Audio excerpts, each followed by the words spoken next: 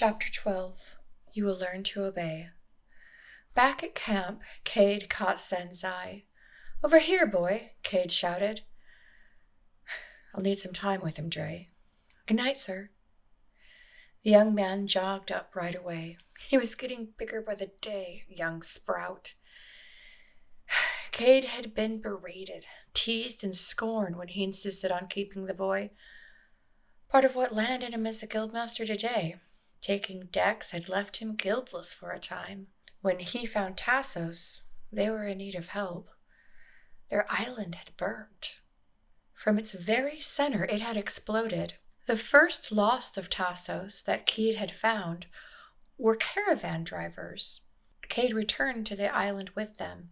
It still smoked, and only a handful of people clung to life, many of whom later succumbed to burns. In the wreckage of what was the island of Tassos, they formed the guild. Cade, a war orphan, and a lost people. Tassos never stopped taking in the lost. Dex was worse than half-starved. He was half-feral. The boy waited to speak, standing straight, no sign of concern or boredom, disciplined, a good soldier. I don't know why I picked you up," Cade started, then stopped, realizing he'd begun in the middle. I don't have any children, lest none have shown up. When I found you, I always imagined that I'd be getting rid of you. I would find some family to take you. This wasn't going how he intended." Cade looked hard at Dex. The boy's brows furrowed a bit, but his face didn't change. Cade took a deep breath. "I never found you a family, boy, and sometimes I feel I cheated you. But I couldn't face letting you go. That's the truth," Cade continued. "They needed a name for the award. You won the riding tourney, like we knew you would." That got a bit of a smile from the boy. "So I gave you my name. See here?" Cade opened the scroll and showed Dex. "Dex Cade. That makes you my son, legally." Cade stepped back, leaving the scroll in Dex's hands. The boy's eyes passed over the name many times. His mouth tried the words silently. Dex Cade. He sniffed, brushing away a tear with the back of his hand. After a long moment, he asked, "Your surname is Cade?" Cade clapped his hands. "Damn the bitch goddess! Is that what you have to say to me? It's a fine name!" Cade laughed, exasperated. Dex laughed quietly, shaking his head. "No, it's not that. I truly, it's just, what is your name, sir?" "I don't have a name.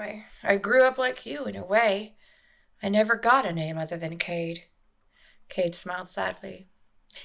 "You deserve better, lad, but it's the only name I have." Dex's brows knit as he wrapped his arms around Cade. "It's the only name I want." They hugged for a moment, quiet sniffles and hidden tears. Finally, Cade pushed the boy away and wiped his face. "Enough of this now. Have you prepped the horses for tomorrow?" Cade was grinning. "No, sir." Dex shook his head, smiling. "Be sure it's done first thing in the morning. Go. Have fun." Cade turned and walked to his tent, no further affection than dismissing a soldier. Roma ran into camp, sweating, breathing hard. She saw Drei and ran to her, wrapping her arms around her. "Drei," Roma panted, "you have to run." Drei pushed Roma away, looking at her face and eyes. Was she in a trance? What's going on? "Drei." Roma pulled Drei's arm softly. "Your mom. Run." Drei turned. Her mother was arriving via carriage. Beside her, Joom stood with a hand on her shoulder. "Drei," Fatia began again. "Please, come here." Drei approached cautiously. Roma ran to Cade's tent. Dex stepped toward Joom and Fatia to listen. "Drei," Fatia repeated. Her voice cracked. She'd always done what was required. Fatia played the dutiful daughter, the ambitious wife. This was no different, just one more sacrifice. So why did her hands shake like this? "It's over," I've made an impossible decision. Fatia looked tired. Drei's brow furrowed. She shook her head, too stunned to imagine what her mother might have done. What are you talking about? Fatia extended a calming hand toward her daughter. I've signed the paperwork. You will marry Joom. What? Drei stepped back, shocked. Dex's hand went to a weapon, unsure of how to proceed. Cade stepped out of his tent and approached. Cade! Drei started. Cade stepped between Drei and her mother and Joom. Drei's an asset of my guild. Asset or not, she's to be wed, Joom smiled. Forfeit your contract. Please, darling, look at yourself, Fatia begged, nearly in tears.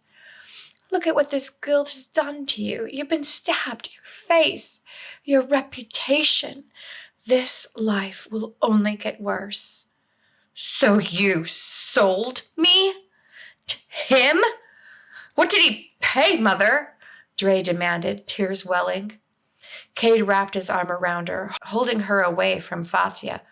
Pay, Fatia explained. He is saving you. From what? My life? Drei asked. I chose this. Did he tell you who stabbed me? Did he tell you he murdered Tevan? Fatia grew pale, looking from her daughter to Joom. Drei continued, This is who I am. I don't understand why you don't see that. Fatia stepped closer, unsure how to proceed. She could see the passion in her daughter she'd never witnessed before. Joom shook his head, laughing. Your own guild killed the boy. That's a lie, Cade spoke up, stepping closer to the much larger man. Fatia approached Drei, taking her hand gently. Drei, we can make Sino a guild. We can become more powerful than any mercenary guild. Joom will protect you. Don't you see? You are a fool, Mother. You are a useless fool. Drei spat the words, pulling her hand away. She was about to turn back to the tents when Joom grabbed her injured wrist. She froze in pain, gasping. This is pointless, wife. Come with me. Sign the paperwork. Joom pulled her to him, squeezing. Drei's knees weakened from the pain. Her body fell into his. Shame and rage colored her cheeks. Cade stepped in and grabbed Joom's arm. He pulled a dagger in a flash, the tip under Joom's chin. I will not allow this. Joom was undeterred. He paused and caught Fatia's eyes. You see? They will stop at nothing to keep her. Drei was weak from the savagery of the days past. Her eyes darted around, wide with fear. But from the deep within was a calm, a quiet resignation. Nothing could be done. It was inevitable. The powers that held her fate were too great to fight. She grew cold, but calm. Somehow she would survive. Fatia gasped. Stop! Stop all of this! Joom looked down at Cade. You murder me here? While I hold a legal marriage agreement? How will that work for you, Cade? Cade pulled his blade off and stepped back. Dex took 3 quick steps forward, stopped firmly by Cade's hand. No, son, Cade warned under his breath. Then to Joom. Marriage or not, Drei is contracted to Tausus. The contract will continue. Sure, but once she's with child... Joom pulled Drei close, releasing her wrist. Cade paused, stunned. Did I hurt you, my love? He asked, kissing her head. Drei's eyes closed. She breathed deep and slow. He was insane. He looked at Drei's mother, Fatia. I'm sorry you were exposed to this violence. Please, come with me. I assure you that you and Drei will always be safe by my side. Fatia paused. Drei, she asked. You hurt her on purpose. It was a mistake, Fatia. Don't be silly. Why would I harm Drei? Fatia shook her head, looking at Joom holding her daughter like a hostage. Drei leaned against him, eyes closed. Her face was eerily calm, but her wrist was bleeding through its bandages. You murdered Tevan. No, don't be absurd, woman. It was her guild. He did. Roma stepped up. He did. Please believe us, Fatia. Fatia stood stunned. Dre's eyes opened, considering her mother. Now she changes her mind. What an utter fool. Fatia, come with me. Joom extended his hand. She stepped back. No, Fatia thought. He's a businessman, a guild leader. I can negotiate. She regained her composure and stepped toward him again. Jim shook his head.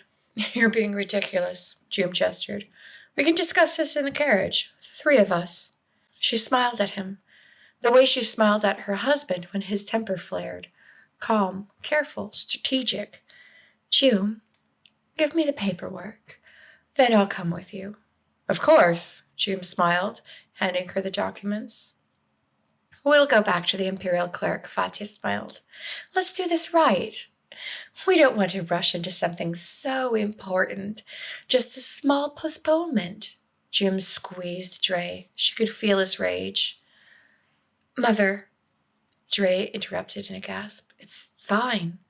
Stay here. Give my husband the papers and let me go. This is for the best. Fatia looked at her daughter's face. Under the calm was a terror.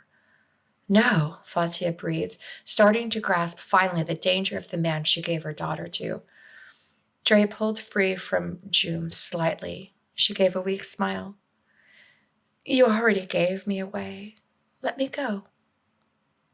Fatia handed over the paperwork, backing away slowly, then turning and walking back to the others. Her back was on fire. She fought the desire to run, only now realizing how completely she had been manipulated. Cade turned to Dex. Follow them. Carefully. I want to know exactly where they end up. Roma, go with him. I'm going to the imperial clerk now. He approached Fatia quickly. Woman, if you want to save your daughter, get up and join me. At the carriage, Joom swung Drei into his arms, placing her carefully on the seat, an unsettlingly romantic gesture. He caught her chin. He looked at her and smiled. You're proud. I know that. His voice was stern but strangely soft. I'll be good to you. I'll take care of everything. Your family, our family. But you must learn to obey. Drei nodded, tears falling down her cheeks. Yes, husband. She forced a smile and touched his hand. He climbed into the carriage next to her and brought the horses to a trot. She shivered. Joom pulled her close, possessively. Join us next time for Chapter 13. She Doesn't Belong to You.